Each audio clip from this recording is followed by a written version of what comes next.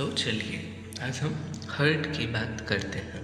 पहले तो इसका लोकेशन देखते हैं। ये अपने सीने के बीच में होता है, दोनों फेफड़ों के बीच में ढका हुआ होता है और इसकी साइज एक बंद मुट्ठी भर की होती है। जिस इंसान का मुट्ठी जितना बड़ा उतना उसका बड़ा हार्ट होगा। और सभी ऑर्गेनिजम्स के अलग अलग चैम्बर होते हैं। फिश के 2 हो गए, फ्रॉग के 3 हो गए, कॉकरोचेस के 13 होते हैं और ह्यूमंस के 4 होते हैं। तो लेफ्ट साइड में इसके लेफ्ट आर्ट्रियम, लेफ्ट वेंट्रिकल्स और राइट साइड में इसके राइट आर्ट्रियम और राइट वेंट्रिकल्स होते हैं। जैसे कि पता है कि हार्ट सर्कुलेटरी सिस्टम में एक सबसे ज़्यादा इम्पोर्टेंट रोल प्ले करता है। तो आज वही सब हम लोग देखेंगे कि कैसे ब्लड्स आते हैं और प्यूरिफाई होकर फिर से जाते हैं। देखिए यहाँ से आता है, पहले यहाँ रुकेगा इस चैम्बर को हम राइट आर्ट्रियम बोलते हैं और इसको हम लेफ्ट आर्ट्रियम, और ये राइट वेंट्रिकल्स और ये लेफ्ट वेंट्रिकल्स होते हैं। अभी सब डिटेल में हम लोग देखेंगे। पहले इतना बस आप देखिए कि इसको राइट आर्ट्रियम और राइट वेंट्रिकल्स और इसको लेफ्ट आर्ट्रियम और लेफ्ट वेंट्रिकल्स बोलते हैं। कर लीजिएगा आप भी, राइट आर्ट्रियम और इधर लेफ्ट आर्ट्रियम, इतना हुआ। और फिर आगे ये राइट साइड में नीचे वाला ये हो गया राइट वेंट्रियम, वर्टिकल्स, राइट वर्टिकल्स। और ये वाला पार्ट हुआ इसका लेफ्ट वेंट्रिकल्स, लेफ्ट वेंट्रिकल्स। ये आप भी नोट कर लीजिएगा। तो अभी आगे आप देखिए, यहाँ से इस ट्यूब से ब्लड आएगा। पूरे डीऑक्सीजनेटेड ब्लड हमारे मतलब शरीर में जितने भी सभी पार्ट्स सबसे कार्बन डाइऑक्साइड वापस दे देते हैं ना ब्लड्स को, और ऑक्सीजन ले लेते हैं। तो वहाँ से सब इसी ट्यूब से आता है। तो इस ट्यूब को हम यहाँ पे देखिए, इस ट्यूब को हम वेना कावा बोलते हैं। इसके 2 पार्ट्स होते हैं, एक सुपीरियर वेना कावा और एक इंफीरियर वेना कावा। इसको आप ऐसे याद रख सकते हैं जैसे सुपीरियर वाले ऊपर होते हैं और इंफीरियर वाले नीचे। तो इसका वेना कावा और ऊपर वाले पार्ट्स को हम सुपीरियर वेना कावा बोलेंगे और नीचे वाले पार्ट्स को इंफीरियर वेना कावा। आप इसको नोट कर लीजिएगा, ये वाला वेना कावा। तो देखिए, वेना कावा से ब्लड आया और राइट आर्ट्रियम से राइट वेंट्रिकल्स में, राइट वेंट्रिकल से इस ट्यूब के थ्रू ये चला जाएगा लंग्स के पास। यहाँ पे इस ट्यूब को हम क्या कहते हैं, देखिएगा, ये डीऑक्सीजनेटेड ब्लड लंग्स तक ले जा रहा है। तो इस ट्यूब का नाम हो गया आपका पल्मोनरी आर्टरी। पल्मोनरी आर्टरी का क्या काम है? डीऑक्सीजनेटेड ब्लड को कैरी करना, कहाँ से, हार्ट से कहाँ तक, लंग्स तक। तो इसका काम आपको समझ में आया, इसका काम क्या है। और फिर लंग्स प्यूरिफाई करता है ब्लड्स को, डीऑक्सीजनेटेड से ऑक्सीजनेटेड करता है, और फिर ऑक्सीजनेटेड करने के बाद ये पल्मोनरी वेंट्री से फिर वापस भेज देता है। पल्मोनरी वेंट्री से आया यहाँ पे लेफ्ट आर्ट्रियम में आया ब्लड, फिर लेफ्ट आर्ट्रियम से लेफ्ट वेंट्रिकल्स में आया। लेफ्ट वेंट्रिकल्स जब कॉन्ट्रैक्ट करेगी तो यहाँ से फिर ये अरोटा के थ्रू सभी पार्ट्स ऑफ बॉडी को चला जाता है। इसको आप नोट करिएगा, ये वाला ये जो पार्ट्स है इसको अरोटा बोलते हैं। क्या? अरोटा। तो यहाँ से ये अरोटा से होते हुए ब्लड चला जाता है पूरे पार्ट्स ऑफ बॉडी को। अच्छा, ये चीज़ देखिए, ये थोड़ी सी वॉल दिख रही है आपको हमारे राइट वेंट्रिकल्स और लेफ्ट वेंट्रिकल्स के बीच में। इसका वॉल का काम क्या होता है कि ये दोनों के ब्लड को आपस में मिक्सअप न होने दें। तो इसको हम क्या बोलते हैं? हाँ, तो इस वॉल को हम सेप्टम वॉल बोलते हैं। मतलब इसका यही काम जनरली होता है कि ऑक्सीजनेटेड और डीऑक्सीजनेटेड ब्लड को सेपरेट रखें।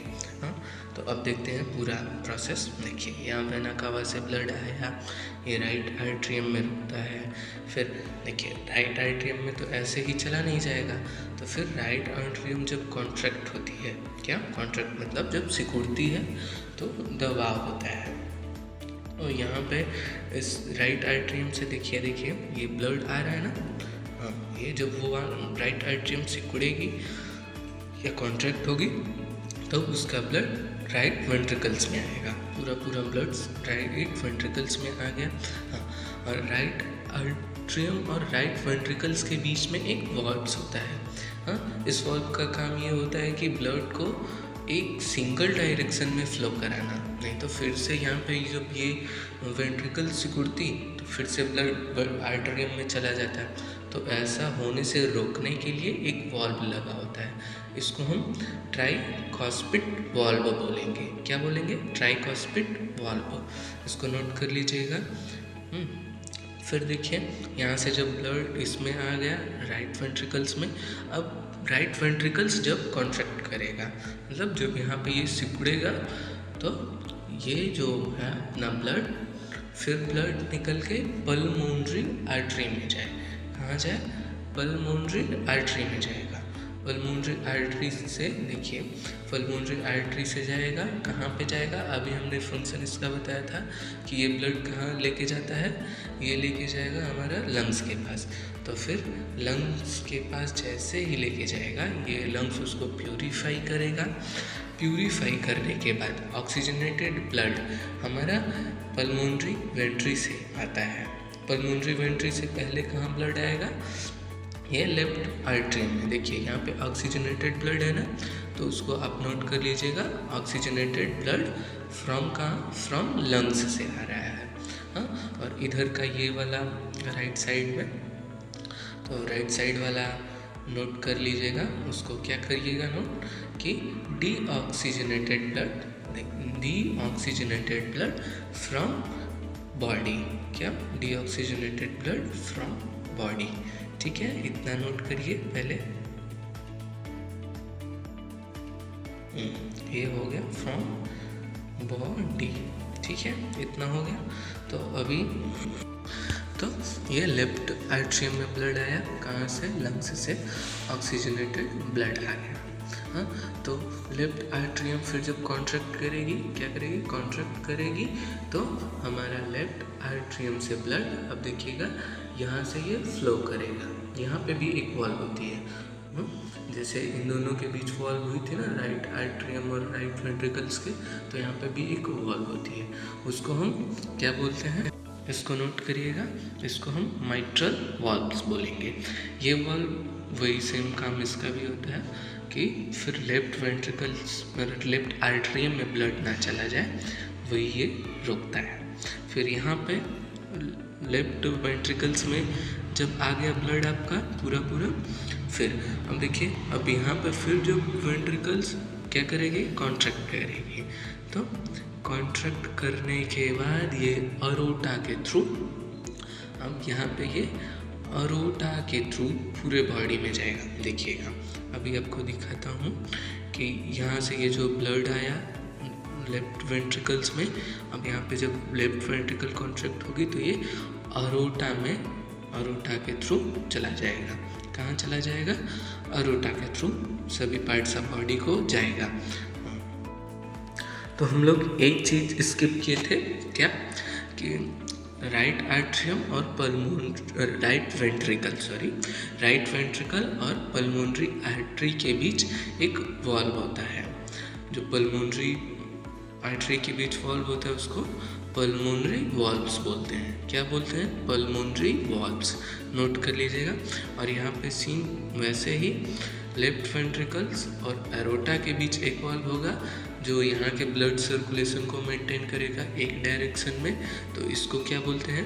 ये पहले आप नोट करिए इन दोनों के वॉल्व्स को। तो इसको बोलते हैं एरोटिक वॉल्व। हाँ, अब इसको नोट करिए, इन दोनों के बीच में, मतलब लेफ्ट वेंट्रिकल्स और एरोटा के बीच में एरोटिक वॉल्व्स होता है। क्या होता है? Aortic valves. ये भी इनका ये मेंटेन करते हैं इनके ब्लड सर्कुलेशन का कि एक ही डायरेक्शन में फ्लो हो, ना कि एंटी डायरेक्शन में फ्लो होने लगे, तो ऐसा होने से रोकता है। अच्छा, हाँ, तो ऐसे हुआ अपना ब्लड सर्कुलेशन कंप्लीट। तो बहुत सारे बच्चे इसमें कंफ्यूज होंगे ना कि अभी पल्मोनरी आर्टरी और पल्मोनरी वेंस में। हाँ, अभी मैं आगे यहाँ पे लिख दूँगा पल्मोनरी वेंस किधर से है।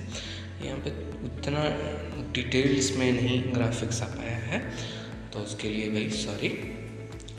पर पल्मोनरी आर्टरी और वेंस पे फोकस करते हैं। जैसे आर्टरी होती है पूरे बॉडी में क्या करती है कि वो ऑक्सीजनेटेड कैरी करती है, पर पल्मोनरी आर्टरी डीऑक्सीजनेटेड कैरी करेगी। ठीक वैसे ही वेंस भी डीऑक्सीजनेटेड कैरी करती है, पर पल्मोनरी वेंस ऑक्सीजनेटेड ब्लड को कैरी करेगी।